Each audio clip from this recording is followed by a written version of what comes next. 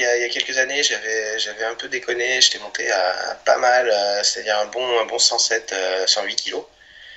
Et ça a été assez impressionnant parce que c'est parti assez vite, hein, au début, hein. J'ai vu vraiment, alors que comme je dis, j'étais vraiment sur un palier que j'arrivais pas à passer. Et en 2 semaines, le premier palier, le palier avait giclé, hein. Salut, mes Saiyajin, je suis en compagnie de Romain qui m'a fait confiance et qui a pris mon programme de 3 mois. Aujourd'hui, il va t'expliquer son parcours. À l'époque, il pensait bien manger. Aujourd'hui, il a une autre conception de la nourriture. Salut mon Romain, merci de m'avoir fait confiance. Salut Alex. Bah, c'est plutôt merci à toi là, hein. Mon Saiyajin de l'espace, transforme-toi en super guerrier. Alors raconte-nous un petit peu ton parcours, mon cher Romain. En gros, ouais, c'est un bon terme. Ouais, il y a quelques années, j'avais un peu déconné, j'étais monté à pas mal, c'est-à-dire un bon 107, 108 kilos pour 1m87, donc c'est quand même assez. Voilà, je crois qu'il y a une photo. On a une petite photo de toi il y a 5 ans, ouais. Ouais, c'est ça, voilà. Donc ça m'avait un peu fait un déclic à ce moment-là, donc j'avais fait on va pas dire régime, mais je m'étais un peu réveillé, remis au sport et mangé mieux que je pensais manger bien. J'étais descendu sur plusieurs années à 97 et j'arrivais plus du tout à descendre. J'étais complètement bloqué, j'arrivais pas à descendre plus bas. Ça voulait dire quoi pour toi manger bien à l'époque? Bah, j'avais pas l'impression de trop manger. Ouais. Je grignotais pas à longueur de journée. Je faisais juste des repas qui étaient trop copieux, trop riches et une fois que j'ai regardé ton programme, j'ai vu que c'était beaucoup trop riche en sucre et en graisse. D'accord. Du coup, c'est quoi, trop de riz, trop de pâtes, trop de féculents globalement, trop de trucs transformés pour les petits-déj, etc. Ouais. Ouais, et du coup, en faisant varier ça, en jouant sur ça, et ça a extrêmement bien marché quand même. Bah c'est vrai que pour toi, j'ai diminué quand même la ratio des glucides. T'en manges moins. Mais à côté de ça, tu manges plus de bonnes protéines et plus de bons lipides aussi, faut dire. C'est ça exactement. Mais le déséquilibre chez moi, c'était vraiment à cause du sucre. C'était là où il y avait le plus gros déséquilibre, hein. Le plus gros déséquilibre, ouais. En fait, pour ceux qui ne savent pas pourquoi est-ce que le sucre fait grossir, c'est très simple. Il faut savoir que dans notre corps, on a plusieurs compartiments où on peut stocker du sucre, heureusement pour nous. Donc on ne grossit pas forcément. Par contre, dès lors que ces compartiments où on stocke du sucre sont saturés, sont trop dépassés, et bien là, effectivement, physiologiquement, le corps, il est intelligent, il est capable de transformer ce supplément de sucre en de la matière, donc en de la graisse. Et là, c'est à ce moment-là où on commence à stocker. Voilà, c'est tout. Et donc, toi, en trouvant un équilibre, bah, c'est-à-dire en mangeant un petit peu moins de glucides, mais surtout en pratiquant du sport, eh bien, bah, non seulement tu as envoyé un message à ton corps finalement pour lui dire, ok, je mange moins de sucre, et surtout le sucre que je consomme, je vais l'utiliser comme source d'énergie, et comme ça, tu stockes pas de graisse, et en plus, tu déstockes justement au contraire. Tu vois, tu déstockes du gras. Et ça a été assez impressionnant parce que c'est parti assez vite, hein, au début, hein. J'ai vu vraiment, alors que comme je dis, j'étais vraiment sur un palier que j'arrivais pas à passer. Et en 2 semaines, le premier palier, le palier avait giclé, hein. Et c'est tombé très rapidement. Jusqu'à 80. En 2 semaines, tu as perdu combien de kilos? En 2 semaines, j'avais perdu 2 ou 3, ouais, des 2 premières semaines. 2-3 kilos la première semaine? Ouais. D'accord. Et ça te motive ou pas à continuer quand tu avais vu que la balance...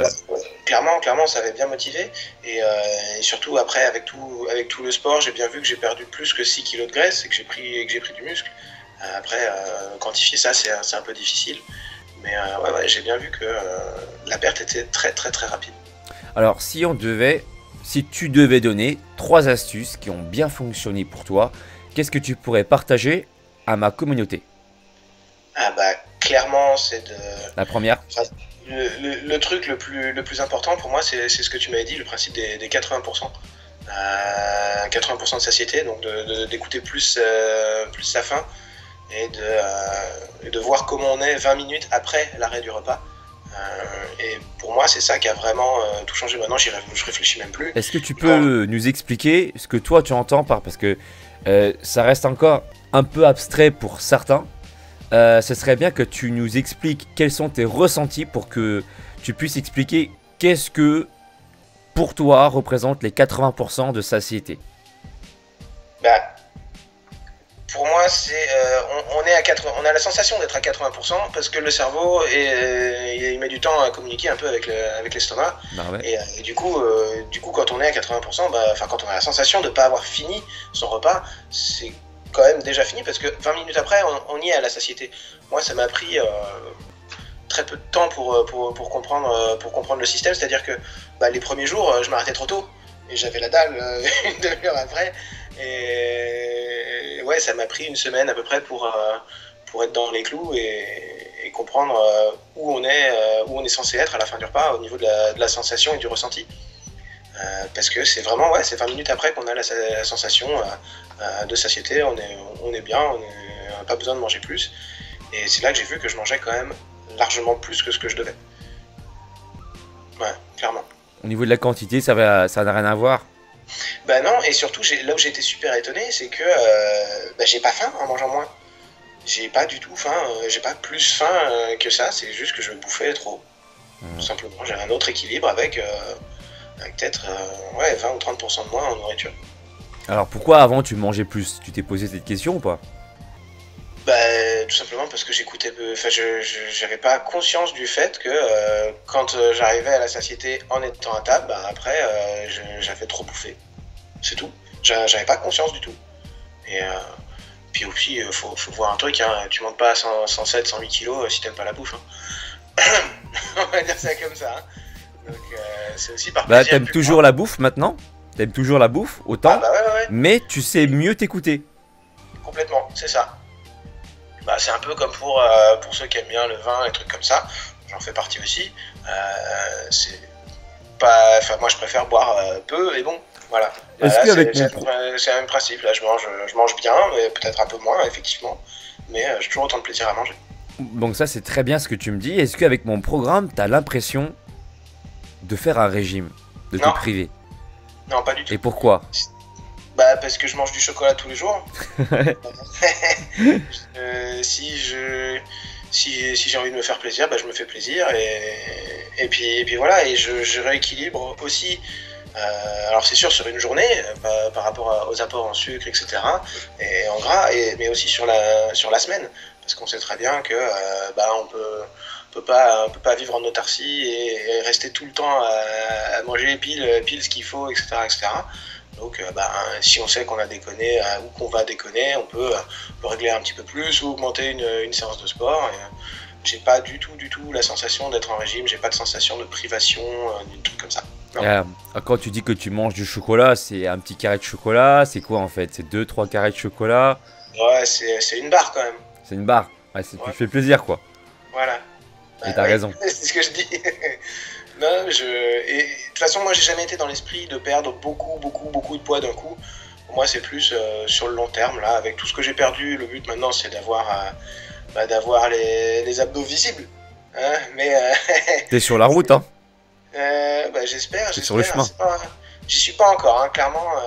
Je pense que les derniers kilos vont être plus difficiles parce que c'est vraiment parce qu'il faut aller chercher en se faisant mal, quoi, en faisant vraiment des séances costauds. Mais ouais, j'y compte bien, hein. Après avoir perdu tout ça, il n'y a pas moyen qu'on les voit pas comme il faut, hein, les abdos. Du coup, deuxième astuce qui a pu t'aider à changer? L'autre truc, c'est que même si je m'entraînais pas mal, je m'entraînais pas bien pour la perte de poids. C'était des séances qui étaient plutôt longues et moins intenses que ce que je fais là. Là maintenant, je fais quasiment plus de séances d'1h30 comme je faisais avant. Je fais des séances qui sont plus courtes mais beaucoup plus intenses et qui ont vraiment un effet radical. Là où j'ai trouvé que ça marchait très très bien, c'était quand pour me motiver, je faisais d'abord une séance d'abdos et de bras, puis ça, et après je refaisais abdos et bras. Ouais, ta séance de sport, elle dure quoi? C'est-à-dire qu'elle dure environ 3 quarts d'heure, 1 heure. Ouais, 1 heure, ouais. Je fais plus les trucs une grosse heure et demie comme je faisais avant. Mais en faisant juste abdos, bras et vélo, c'est déjà très efficace. Cool. Une troisième astuce, donc là on a parlé de l'alimentation, tu as parlé des 80% de satiété, tu as parlé des exercices, des séances courtes des séances courtes et intenses. Donc une troisième astuce qui t'a aidé et qui pourront aider certainement d'autres Saiyajin. C'est la diminution du sucre, clairement. C'est la diminution du sucre, ouais. Ouais, sur les 2 premières semaines, c'est un peu comme ce que tu avais conseillé. Hein, tu disais, au début, il va falloir peser peut-être les aliments pour voir ce que ça donne comme portion dans l'assiette. J'ai fait ça quelques jours, et même principe, j'ai fait ça quelques jours pour regarder ce que je mangeais en trop et ce que je mangeais de pas bien. Et du coup, j'ai limité ces trucs-là. Et voilà, c'est surtout, j'ai tapé un peu dans la quantité de sucre apporté par jour. Et c'est pas trop dur de supprimer ou de diminuer comme ça une grande quantité de sucre? Je pense que supprimer, ce serait une catastrophe. C'est déjà sur le plan psychologique, parce que ce serait super dur. Mais et puis de toute façon, c'est pas bon pour le corps. Si t'as pas de sucre, tu t'avances plus. Donc mais diminuer, c'est faisable. Diminuer, c'est clairement faisable. Surtout ce que je fais maintenant, c'est pendant les repas, au lieu de faire, si par exemple un jour je me dis aujourd'hui c'est pâtes, et au lieu de faire juste un plat que des pâtes, je vais diminuer, je vais prendre moitié moins de pâtes et je mettrai des légumes avec. Ah donc voilà, tu compenses aussi. De diminuer, voilà, je compense avec autre chose. Je m'affame pas, j'ai pas du tout la sensation de manger moins, clairement pas. Je mange différemment, c'est tout. Plus de fibres, plus de légumes. C'est ça. Voilà, et ça je tiens à préciser, à insister sur ce point, parce qu'il y a beaucoup de personnes qui veulent se donner du mal, et bon, d'un côté c'est bien de bouger les choses, de faire les choses différemment, mais après il faut aussi bien les faire, c'est-à-dire que quand vous supprimez ou quand vous diminuez quelque chose, à côté il faut compenser ce manque par autre chose. D'accord, faut pas juste se contenter de diminuer et puis après basta, vous n'allez pas tenir en fait. Donc ce qu'a fait Romain par exemple, là il a dit clairement, c'est que il a diminué ses apports en pâtes et puis il a comblé le manque en quantité entre guillemets par autre chose, notamment par des légumes ou j'imagine une source de protéines animales ou végétales quoi. Oui, voilà, c'est ça, tout à fait. Donc voilà, écoutez mes Saiyajin, 3 astuces qui vont vous aider, qui ont aidé Romain et qui vont vous aider aussi à vous transformer, à perdre plus de graisse. Et je n'ai aucun doute, j'ai même entièrement confiance en toi Romain, pour que tu puisses encore continuer à évoluer. J'enverrai les photos. Tu m'enverras les photos, je veux le six-pack mon gars. En fait, j'ai fait une formation d'hypnose l'année dernière, et en fait, il nous expliquait que grâce à l'hypnose, on peut demander à son subconscient d'aider à faire quelque chose. Et c'est exactement ce que tu expliquais, de te dire, je veux avoir les abdos, etc. Et en se parlant en termes positifs, ça permet de mobiliser les ressources du subconscient. Et du coup, ça me parlait complètement ce que tu disais tout à l'heure, parce que ça m'avait permis de passer à un autre palier sur lequel je galérais. Donc ouais. Et comment t'as parlé avec ton subconscient? Quelles sont les techniques que t'as employées? Alors, c'est un peu spécial. Alors moi, je faisais ça le soir en me couchant. C'est-à-dire que j'avais quelques punchlines que je me disais au moment d'aller me coucher. Et derrière, je faisais une séance d'hypnose, d'auto-hypnose du coup. Et pour que le cerveau il travaille un max dessus sur les différentes phrases que je m'étais dit. Genre, je veux être libéré de mes pulsions alimentaires, je veux avoir un corps plus svelte, plus dessiné, des trucs comme ça. Tout en termes positifs. Par exemple, de se dire je veux perdre du poids, perdre c'est négatif. Donc il y a un impact négatif sur le cerveau. Comment tu tournais la phrase pour la rendre plus positive? C'est ce que je viens de dire là. Je veux avoir un corps plus svelte, je veux des abdos plus dessinés, je veux avoir le plaisir de voir que le corps est plus harmonieux. Voilà, donc des termes positifs. Et derrière, après, je faisais une séance d'auto-hypnose. C'est un peu difficile à expliquer en 2 secondes pour l'auto-hypnose, mais rien que de faire ça. Et derrière, et je finissais toujours par je veux passer une très bonne nuit de sommeil et me réveiller en pleine forme demain. Et derrière, même si c'est pas de la vraie auto-hypnose, juste de se figurer dans un endroit qu'on aime beaucoup et d'essayer de retrouver tout simplement les sensations qu'on a quand on est là-bas. Rien que ça fait voyager un peu le cerveau, et ça fait travailler le cerveau et ça impacte clairement. C'est la base, hein, si tu veux réussir à te muscler, à perdre du gras.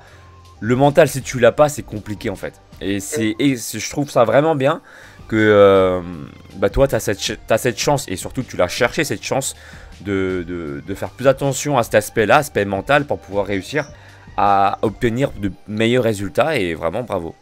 Bah merci. Alors, t'as pas une technique simple à partager pour en tant que pratiquant d'hypnose, une technique simple que tout le monde pourrait faire le soir avant de dormir pour Bah ça c'est ce que je disais juste avant, c'est se trouver 4-5 punchlines, pas plus. Et moi je trouve que la plus importante finalement c'est de se dire qu'on va passer une très bonne nuit et qu'on va se réveiller le lendemain super en forme. Parce qu'à partir du moment où t'es en forme, bah tout te sourit, hein. Tu te lèves, t'es crevé, tu passes une journée de merde. Tu te lèves, t'es en forme, bah la journée elle commence déjà mieux. Mais se trouver 4-5 trucs en fonction de ce qu'on veut, toujours en termes positifs, ça c'est indispensable, les termes positifs, pour que le cerveau il marche bien, quoi. Ah bah écoute, merci pour le partage des connaissances, parce que c'est vrai que moi je suis pas calé du tout en hypnose, mais vraiment ce que tu me dis ça me parle vraiment, parce que justement, bah, un peu comme toi, moi je m'amuse aussi à me sortir des punchlines la nuit avant de dormir, et de penser à des choses positives, ce qui fait que le lendemain, ben, souvent, même tout le temps, que dis-je, eh ben, je me réveille de bonne humeur, quoi. Ouais, mais c'est exactement ça. C'est exactement ça. Merci Romain pour ton témoignage, et puis merci pour la force mentale que tu me partages, ça me fait du bien. C'est un peu comme t'es un peu comme un Kaioshin, tu vois. Là, tu peux éveiller le potentiel des gens. Et moi, j'invite les gens justement à s'éveiller comme toi, parce que le mental, ça fait tout. Si tu veux changer de corps, bah, il faut d'abord avoir le bon mindset. Donc, utilisez les techniques de Romain mais Saiyajin. Créez 3-5 punchlines la nuit avant de dormir, et vous allez voir. Utilisez vos sens. Réveillez votre ultime cosmos, votre 7ème sens comme Seiya dans Saint Seiya.